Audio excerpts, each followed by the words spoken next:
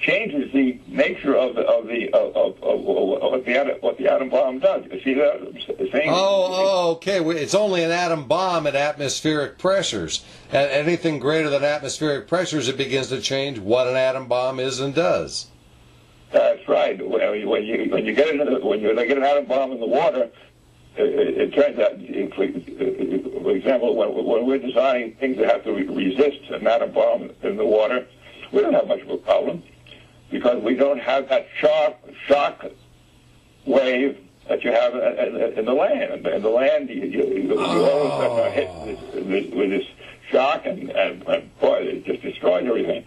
But that shock wave has been spread out. So all you have is a sudden increase in pressure on everything.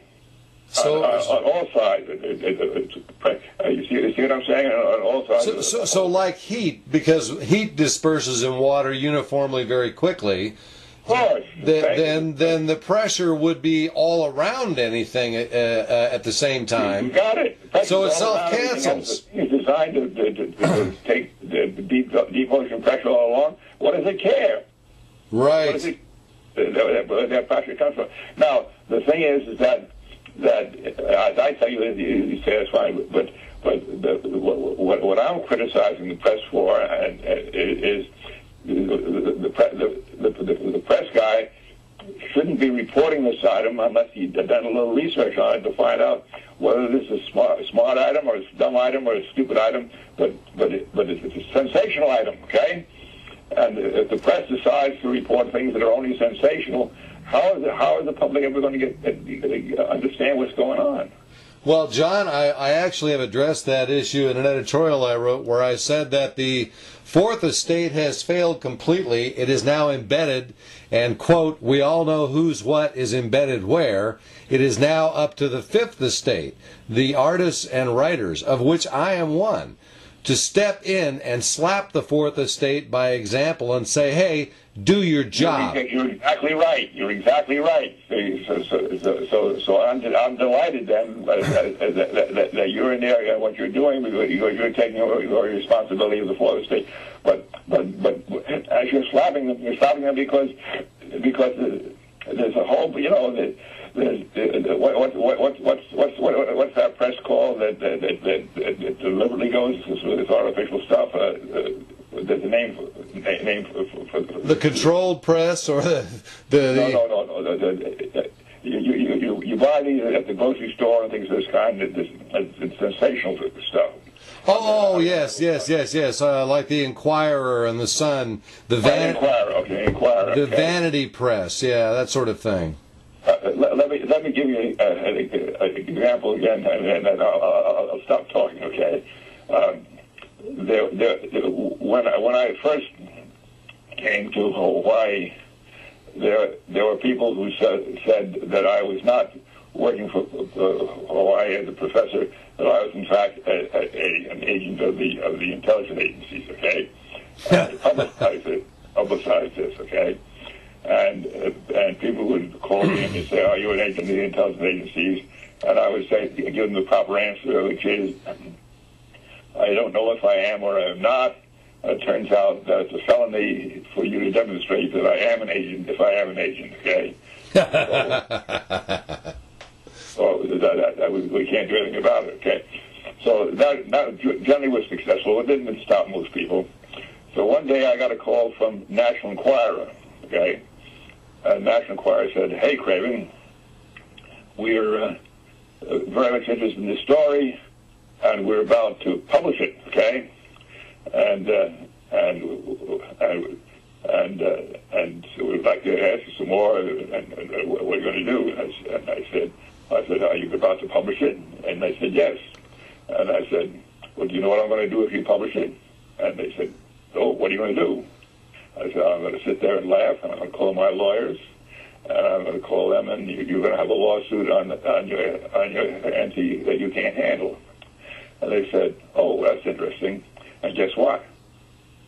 They didn't publish it. Of course they didn't publish it. They're not stupid. Yeah, they're into sensationalism. Well, John, I wanted to give you a little background on how I found you. You know that I read your book.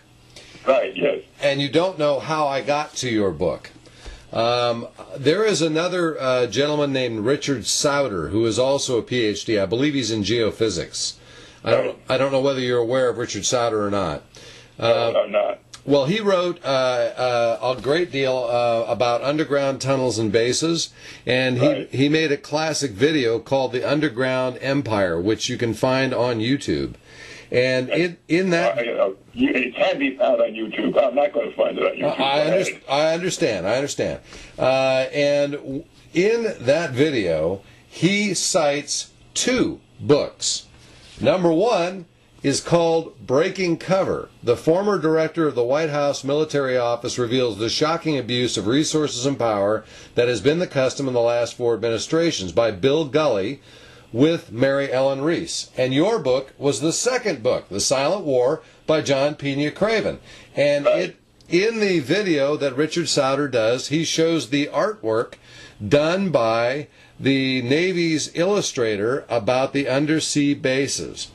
And there has been a tremendous amount of information that has come out about underground tunnel systems that span the globe, undersea bases, and these are, shall we say, clandestine operations. And when I read your book and I put that together with Richard Souter's video, I communicated with Richard Souter. And I said, do you think that John Craven and Bill Gully are people who would be approachable and would be willing to talk? And he said, you will never know unless you try. Right. And that, when the Gulf oil crisis, you were on my list, as is Bill Gully. And I have not contacted Bill Gully yet, although I know his girlfriend, oddly enough. And when the Gulf oil thing went off, having read your book, having looked at Richard Souter's material, I went, this is a day off for a guy like John Craven. Right. We need to get a guy like John Craven, have him suggest possibly the dream team for responding to these sorts of events like the Gulf oil spill, get some educated people who do know what the hell they're doing, put them in a commercial enterprise if necessary, so they are on call, so that we have a go-to team. Because the public doesn't have one. And the public is in the process of reclaiming their power on this planet. We've been subservient to an overriding, ever more aggressive governmental structure. I know you know exactly what I'm speaking of. And we are now in the process of, some people call it an awakening, some people call it taking our power back, whatever. We're taking responsibility for our planet. And what people need to have, I think, in these instances, especially considering how uncontrolled and how idiotically the Gulf oil spill has been handled, that we need to have a publicly known, perhaps a commercial enterprise company set up so that, okay, industry screwed one up again, get them on the phone, and let's fix the goddamn thing. And it occurred to me that John Craven knew categorically how to do it. I just heard you tell me that if a person from BP were to call you, that you would tell them. So my next job is to get a person from BP on the damn phone with you. Are you up for that phone call? Oh, what you're saying is wonderful. It goes as follows. I'll tell you again, is that, well, I'm up for that phone call. But when I tell you, I want to congratulate you. I don't like to congratulate journalists at all. I understand. You're the only person who went through that logic process. Now, what happens? It happens more and more these days, and I'll tell you something that happens is that, generally speaking, when people try and find out where and who John Craven is, they conclude the fact that John Craven is dead. And that's a good conclusion for the following, which goes this way. I had a very senior position when I was very young. 55 years ago. That's a long time ago, right? Yes, sir. 5 years ago, I was a GS-18, which is the highest ranked civilian service you possibly have, okay? Right. And I was on a team that started the Polaris program even before it was a submarine program, okay? Yes, I was on that team, and I was listed as the chief scientist of this Special Projects Office, okay, 55 years ago. Now, there are people who are going back and studying that project and want to find out how it got started and things of that sort. And